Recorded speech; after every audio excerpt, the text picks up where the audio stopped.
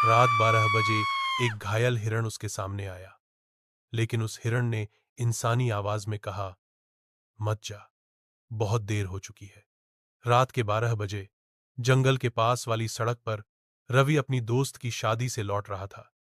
ठंडी हवा चल रही थी, लेकिन माहौल अजीब था, जैसे किसी की नजर उसके ऊपर हो। सड़क सुनसान थी। तभी अचानक उसकी कार के सामने एक हिरण आकर खड़ा हो गया, लेकिन वो हिरण सामान्य नहीं था।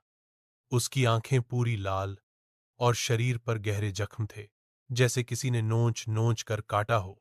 रवि ने डरते हुए कार रोकी। हिरण धीरे धीरे उसकी कार की तरफ आने लगा, लेकिन उसके चलने की आवाज जानवर जैसी नहीं, इंसान के कदमों जैसी थी।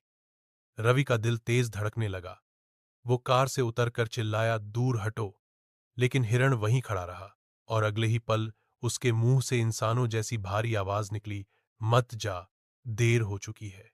रवि के पैर कांपने लगे।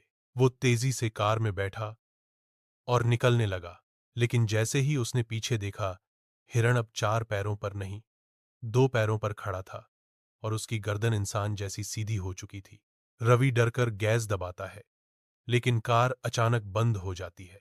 हवा में एक भयानक सिसकने की आवाज, तुमने मुझे देखा है, अब तुम भी नहीं बचोगे। अचानक आसपास का जंगल जिंदा जैसा लगने लगा।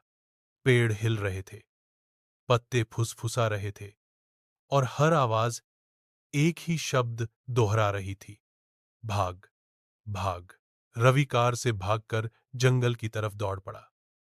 वहां अंधेरा इतना गहरा था कि हाथ तक नहीं दिख रहा था, लेकिन पीछे से हिरण के कदमों की आवाज साफ आ रही थी, धीमी मगर इंसानी।